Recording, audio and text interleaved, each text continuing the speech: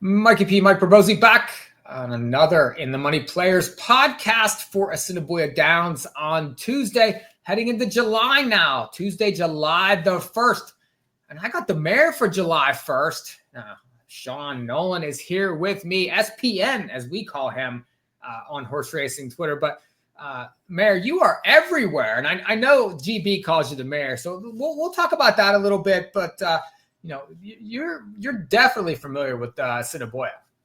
Yes, I am. Yeah, and I love their product. I even got the King's Plate last year. Got to meet their general manager and their CEO, and they were lovely. And just the things and the innovative things they do, and like the music and the creative ways they work to get their product out is just it's really a great story in racing.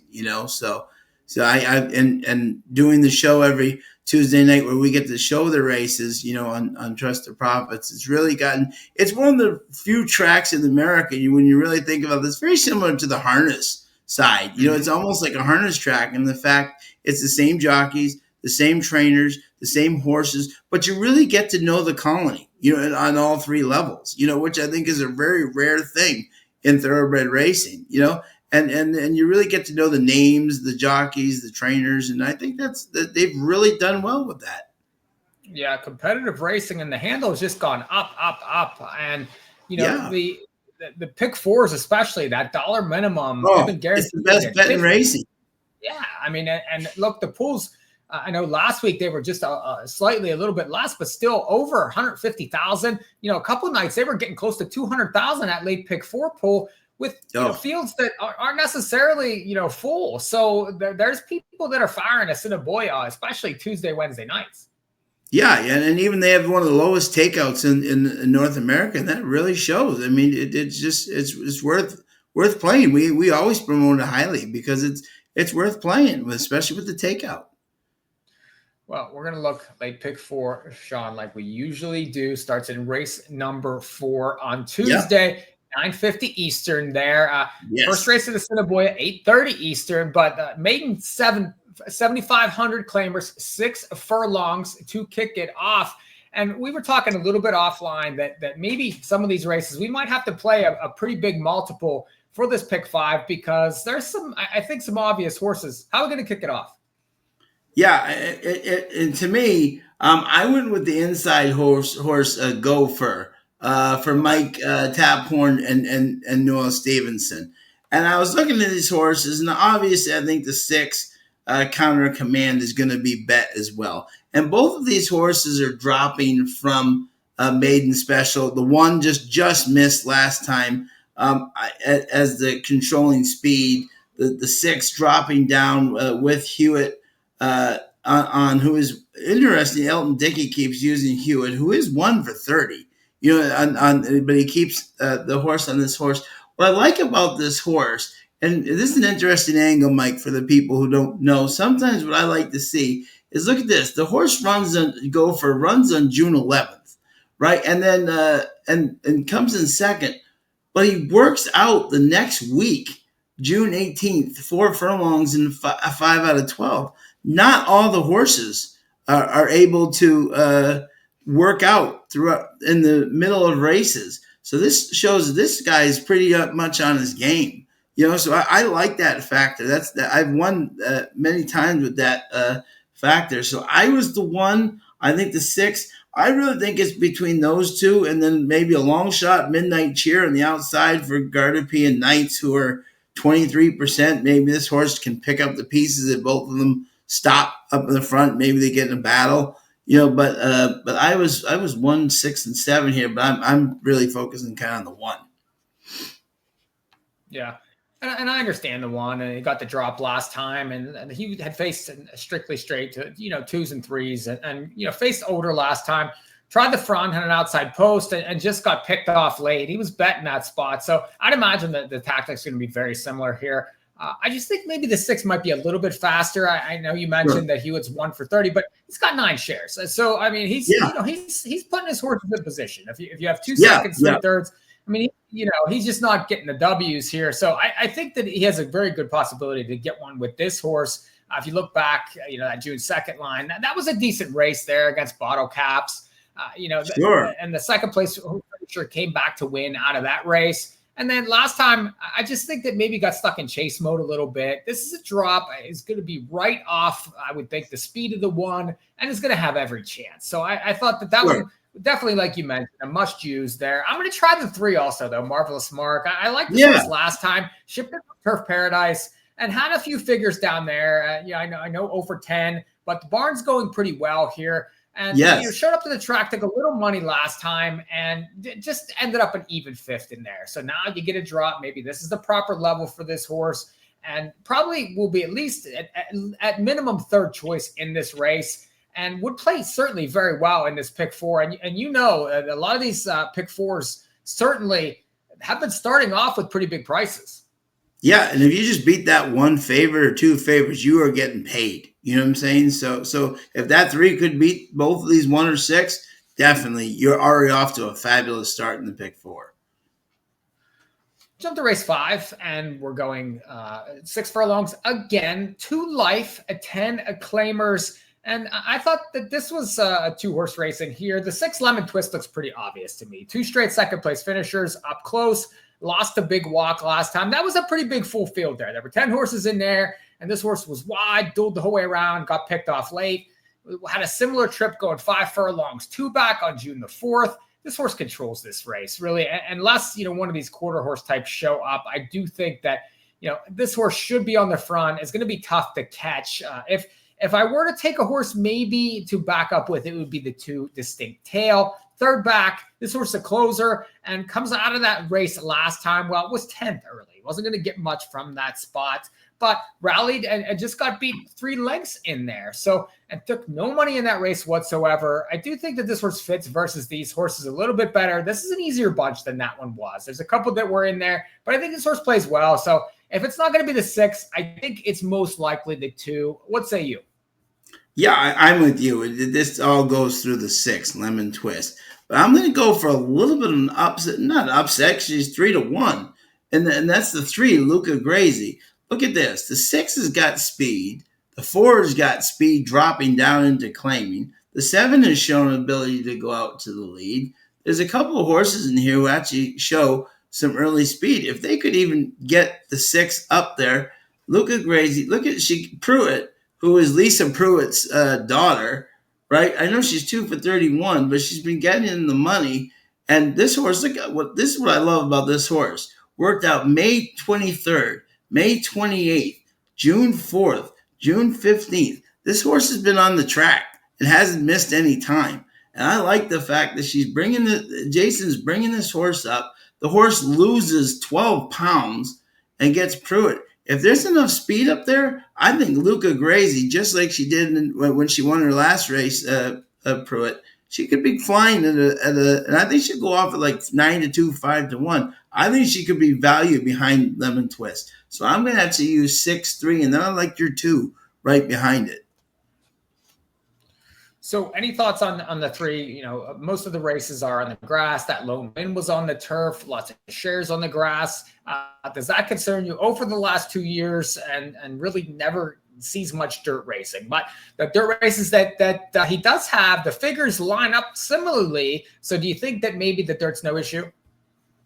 Yeah. And I also think that 12 pounds versus horses like this could be a huge help for this horse, getting back on the dirt, especially because I do like the workouts. 1 out of 4, 5 out of 10, 5 out of 17, 1 out of 6. At least up there, she's shown an affinity for the track. So with the weight and at least in the morning, he likes the track. I just like it at a price. So, Sean, I know you mentioned workouts a couple times here, so far in your analysis. Is that a big angle for you? Is that something that you're really, really incorporating into your handicapping that, maybe push horses over the edge as far as whenever you're picking them?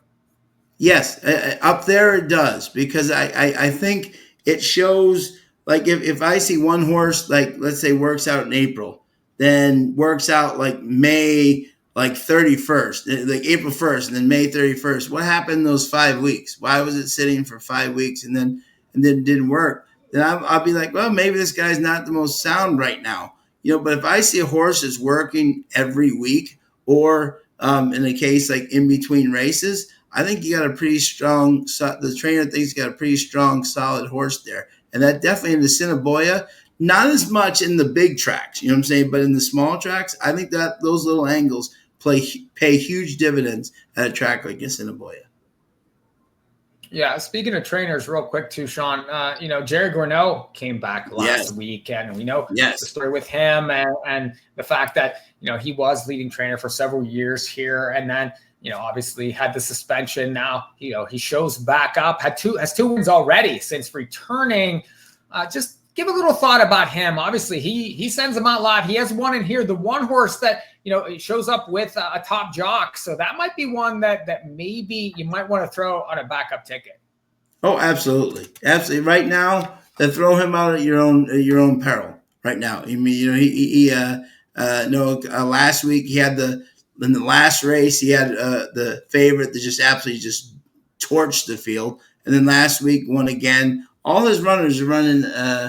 And he's look at this. I mean, 8 out of 10 in the money. I mean, his horses are running. You know what I'm saying? So I couldn't agree with you more. And you got Badri, who he's only he's only 30% together. So I mean, how can you not? And he gets Badri to come back up. How can you not throw that horse in at a price? Yeah, I think worth a use for sure. Go to race 6, maiden special weights here.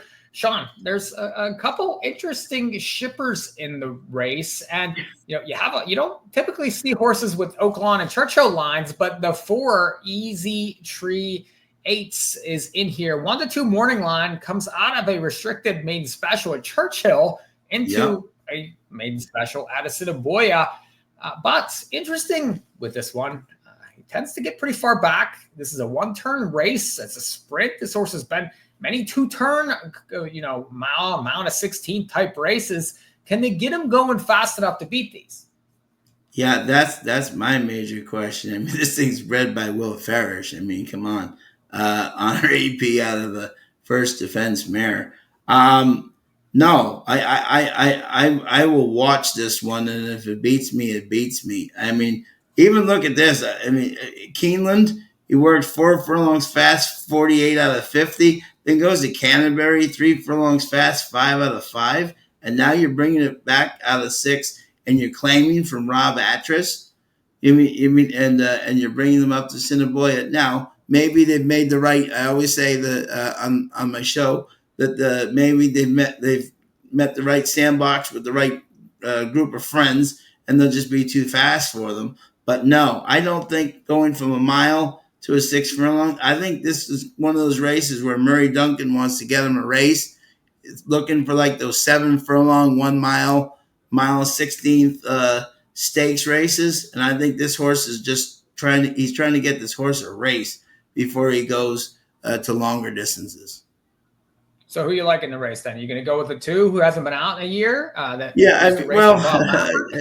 Yeah, again, at least I do like the fact that this horse has at least been working. I mean, it's funny. He's got 3 solid works, and he does get nights for Brent Heimick. I mean, this horse is just faced better. You know what I mean? I think that the upset pick, and it's funny, I obviously had the 2 and the 4. Obviously, I'm always worried. I don't know if you've noticed this. The rail at the Assiniboia is a tough place to go. There's so many horses that break slowly. So bet at your own caution. But Frackaloo, who was actually bred by one of the great photographers at Woodbine, this is their third start out. This horse has not run two pretty solid races. You know what I'm saying? If these 2 who haven't run forever, if the 4's slow enough and the 2 hasn't run in a year, I think Frackaloo with Ballroop, who's gotten off to a very solid start at 28%, I think this 1 could pick up both of them at a price. You know what I'm saying? Because I think the 1's going to go off at like 8, 9, 10 to 1. You know, and if the 4's not ready and the 2 hasn't run in a year, I think Frackaloo can pick them both off. Yeah, and I understand that one, and it's a tough read, right? Because I Yeah. mean, the 2 and the 4 have a lot of class, and they Yes. should be Yes. able to handle these horses despite trip, no matter the circumstances. They're just the cream typically rises, and it Yes. is a 6 furlong race, but plenty of time for them to get going. But I agree. I prefer the 2 to the 4. I just think Yeah. that the speed. I think that this one will certainly be ahead and is used to that California sprinting type speed. So they're going to go with this horse. And I do think it's going to play well versus the favorite in here. You mentioned the 1. Well, the 5 has been in similar races to the 1 and hasn't Yep. taken a lick of money, right? It was 60-1 first out. But, Art Nouveau was a huge chalk in that race on May the 27th. And then Sure. came back to be second, 50-1 on June the 10th there. Yeah. Frackaloo was in that race. So Ahead of solid Fractal. connections here. Yeah, and I do think that this one could, be a possible horse that you want to use as a backup in multis, especially if you're trying to fade those 2 favorites, because this pick 4 could pay anything if one of those 2 don't win. Absolutely. Absolutely. Well worth it. Jump to race number 7 to finish out here, and it's an allowance race here. It's 2 lifers going 6. Sean, how are we going to get paid? Yeah, this is my bottle caps ran too well to lose last time, and Whitehall right now. I know the first couple of weeks Antonio was kind of hiding in the weeds, but now we're getting those 6 furlong, 7 furlong mile races. Antonio's just stretching his arms now, and he's getting really into it now, and he's riding for Dewey Williams. He's 57% for him. That was a huge race. Just lost last time. Stalked a dual bid. He gave his best. I just think this horse is too tough for this field. I know the 5's coming off the maiden. What do they say? The toughest race to win is your first one off the layoff. And I know Bino and Nault are 44%. So it's hard not to like the 5. But I just think in this race, I think the 6 is too tough. And if anybody, obviously, if the 6 and 5, maybe you get another horse to possibly, if they both crash and burn. But I just think bottle caps, and the way Antonio's riding right now, I just think it's too tough, and he's my single. Yeah, and I understand him totally, but I am concerned because there is speed in the race, and I thought, here this could be a chance if you like a closer in here. Yeah. The 1 Attaboy Cookie, interesting 20-1 morning line here, 3rd time back, and this horse has never been cheapened. Has always raced in maiden allowances and allowance races. That typically comes from really far off the pace. But, missed a fair amount of time, was off from August of 23 until June of this year. Raced well, coming back, though. Faced Medicine Dog, who was never losing that race there on June 2nd. No. And then was just too far back last time versus these kind of horses. They're definitely going to go up front here. So he's the one I want moving forward. Now, he might not be able to win, but I do think he gets in the ticket here. So he'd be one I'd want to use. And then, pick a winner between the 5 and the 6, because they both have top connections. They both have speed. They both have races to go back to. And they're probably going to be, getting after each other here. So who wins the battle? Can they stick around and win the war in this race? I prefer the 5 to the 6, but I understand the 6 very much, because I do think the 6 could be in front of the 5 early, and that could be enough to get him to the wire first. So, and this is a nice sequence here. There's some favorites. It could chalk out and pay very low, or we might be able to beat 1 or 2 of these favorites, and then you're going to get, with that dollar minimum, get that separation. Sean, I want to talk about what you got going on, because like I mentioned in the open, you're doing a lot of work. You were on America's Best Racing show over the weekend. I know you have your work with Trust the Profit. So, and you do picks for me too, also at NahooPicks.com on the harness side. I know you're always constantly posting from Mohawk. So talk a little bit about your time in racing, all the stuff that you're doing. And it seems to me too, just real quick, is that, you're one of the most positive people on horse racing Twitter. You're probably the most positive for sure. Friend to all. There's not a lot of people that don't know you, that don't like you. I've met you several times, and just my interactions with you have been fantastic. So, feel free to talk about yourself for a couple minutes here. Oh, well, thank you. I so appreciate it. No, and I greatly appreciate. Yeah, no, I've been very busy, and I love, my biggest thing in racing is supporting drivers, the trainers, the jockeys, and I've been able to do that through great people like yourself who give me a chance with the Now Who Picks on Tuesdays at Mohawk. I do every on Twitter every day. I do release my picks for Mohawk, Woodbine Mohawk, and I enjoy doing that. Yeah, and I love being with Danny Torgman on ABR. That's so much fun. And going on various podcasts, even the people that like are just starting out, because I like helping people in racing get better, and get known, and like my friend Colin Sheehan I did the first daily double with him, and now he's done 100 shows, and he's really built it up. Those are the stories that I love to see.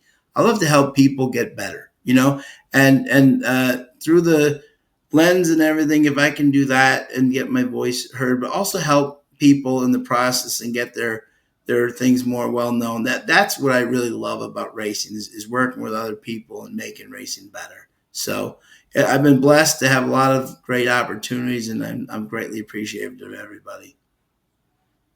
Well, you're a definite gift to the sport and to all of us and everybody that you interact with. What's your plans for the summer? I know you're a big Saratoga guy, so you're going to be, they open this weekend for that special 4th of July weekend card, but summer meets are approaching. You plan on hitting the road?